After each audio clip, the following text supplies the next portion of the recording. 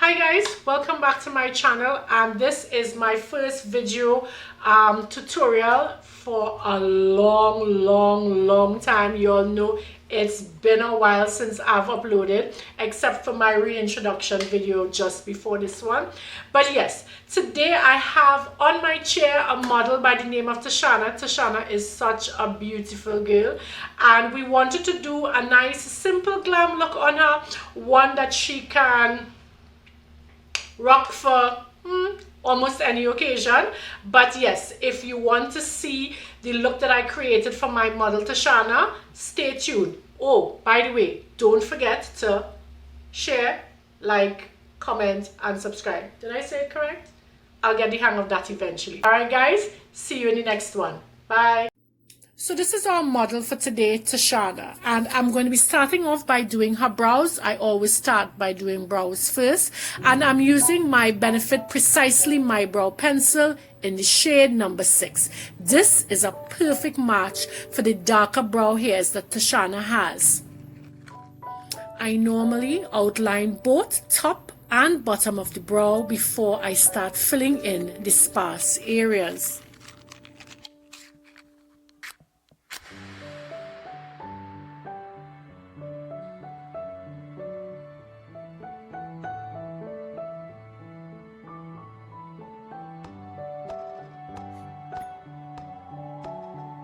I'm also going to use that pencil to fill in the front of Tishana's brows. They need to be brought in a little bit more closely together. Once I think I've created the general shape that I'm looking for, I'm going to go in with a concealer that's just a couple shades lighter than Tishana's natural skin color, and I'm going to use that to clean up the underneath of the brow and also as a primer for the eyelids.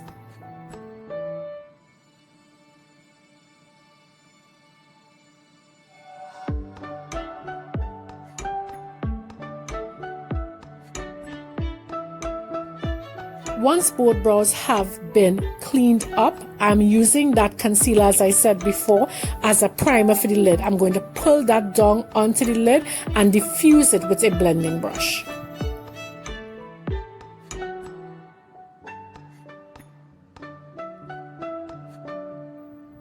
I'm also going to clean up the top of the brow a bit. I usually use a foundation, whatever foundation I'm going to use on the client, but I just reached for the extra concealer that was on the palette. You have to be careful though in using such a light concealer to clean up the top of the brows. If you are not careful, you can end up with what we call a haloed brow, where you see that slight light shade at the top. So be very careful in covering this with your foundation, or as I said before, just go in with the foundation shade. Me, I didn't want to waste what was on the palette. Here you see me going in with my first eyeshadow shade. It's actually from the Juvias palette, well, one of them. I've depotted all my Juvias shadows, so I use the singles pretty regularly. This is a sort of mid-tone brown. I can't tell you which one of the palettes it came from, I'm sorry. But I'm going to use that on the outer corners of the eye and into the crease area. And that is just going to build my first shade. A lot of blending goes into diffusing these eyeshadows to make it look seamless. Once I think that I've blended this out enough, I'm going to go into a smaller, more defined area in the crease, that outer V area, and I'm taking a darker brown there to just intensify that area. Now that is also another Juvia's Place eyeshadow that I would have depotted. Now, adding that shade tends to create depth in the eye look. You can use the blending brush that you would have used with the previous color and diffuse those two shadows together so it looks a lot more seamless. Eyeshadow work is a lot of blending. Here you see me going in on the lid with an eyeshadow base. I think this was the Plouise base I may have used, and in the color I think it was the shade number 6. I'll try to leave all the information down below for you guys as I remember it. But I'm using this as a base to hold on to the shadow that I'm going to place now. And the shadow I'm going to use is yet again another Juvias shadow that I would have depotted. But this one is a nice sort of antique gold that will add a little bit of drama to the lid. Well, maybe not so much drama, but you know what I mean. I'm placing that eyeshadow on the inner 2/3 of the eye, and where the two shades meet, you will see me eventually diffuse with that very first shade that I used in her crease area.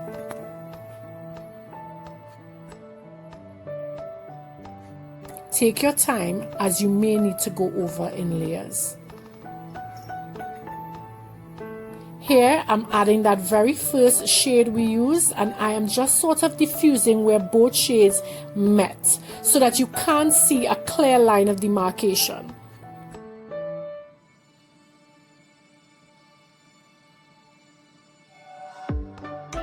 To add a little bit more dimension, you'll see me adding an Inglot pigment to the inner part of the eye, that inner third.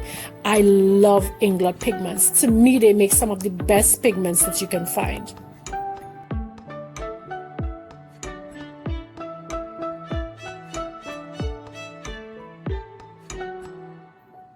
Once that's done, it's time for me to line the eyes. My liner of choice is the Inglot gel liner in number 77. This has to be one of the blackest gel liners I've come across.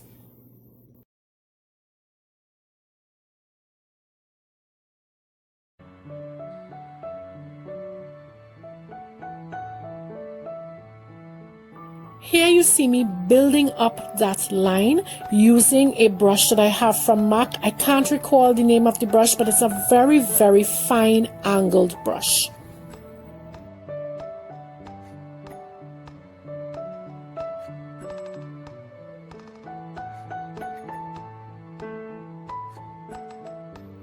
I don't know what was going on with my lights there, but it kept dipping in and out. I'm gonna have to figure this out for the next video.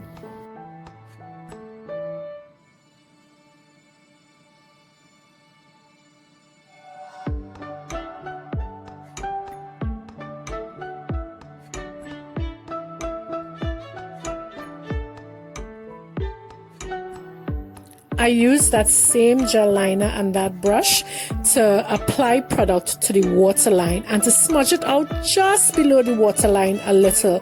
That will help to hold eyeshadows when we are going to finish the eye look.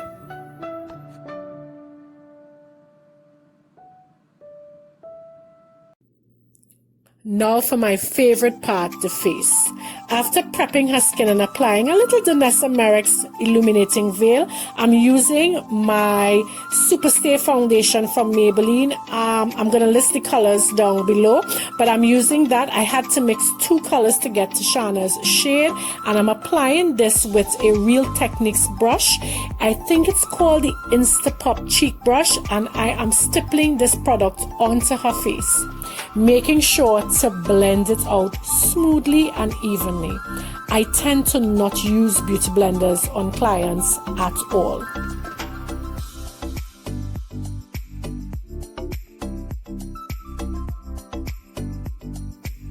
I'm going to be careful going around those brows because those brows are already neatly done and we don't want to destroy the shape that we've already created. You're going to see me going back and forth with this brush, blending and getting a smooth surface on that skin. I don't want any lines of demarcation. I don't want any streaking. So this brush allows me to really mesh the product into her skin.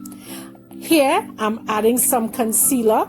I'm going to go in under the eye. I don't use too much concealer, but a couple shades lighter, just in the right place. That inner corner of the eye, her chin, a little bit low down on her forehead and down the center of her nose is all we need for Tishana.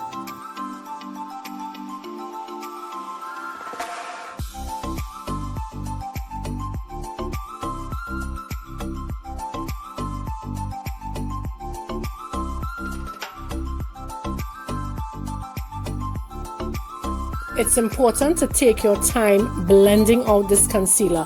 I like using the Real Techniques setting brush. It's my favorite brush for using in this area particularly.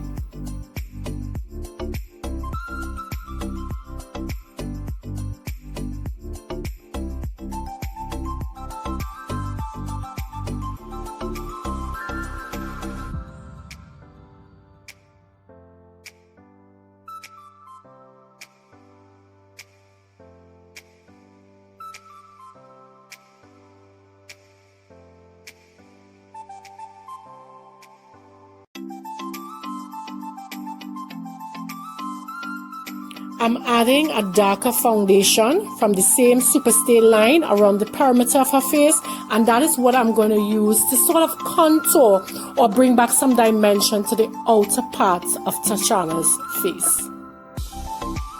I love using foundation for this step. I find it blends in better with what's already on the face, especially if you're just using one from the same line and it's just a couple shades darker. Somehow the foundation just blends like butter.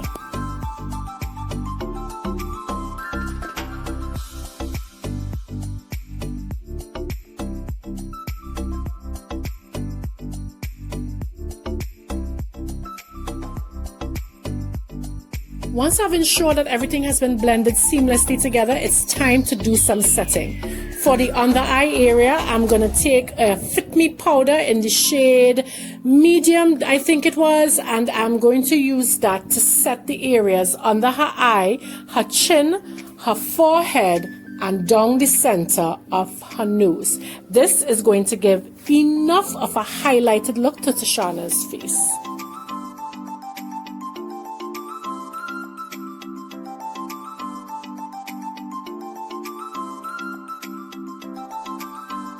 While I'm not a fan of baking, I am going to let that powder sit in those areas while I set the rest of Tishana's face with my Maybelline Superstay Pro Powder Foundation in the shade 355 Coconut. Once that has been set, using the same brush, I'm going to start sweeping away that Fit Me powder from those areas.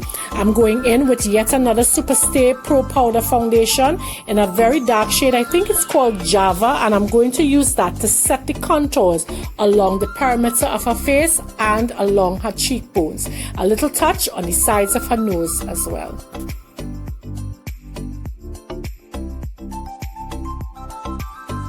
A couple of finishing touches on that eye look under the brow bone, and I'm also going to take some product right to the inner tear duct.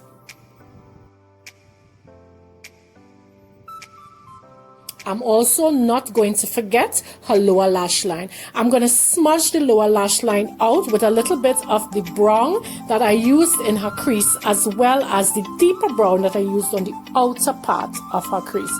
That is going to create some more dimension on the lower lash line. Now it's time for some blush, and I'm using another product from Juvias Blush that I would have depotted a while back. I'm going to now apply some Maybelline Master Chrome in the shade Motlen Topaz to Tishana's cheeks, as well as drop some lashes on those eyes to make this look a little bit more fun. Lashes make everything better.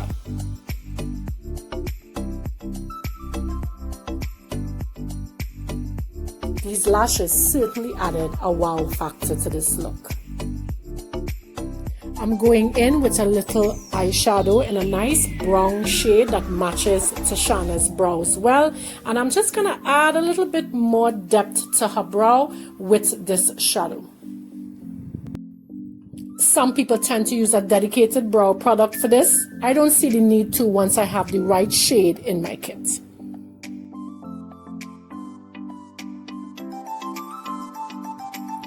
For lips, I'm lining Tishana's lip with a Colorpop pencil. I believe this was one of the BFF pencils. I'm not sure if it was BFF3. It may have been something darker.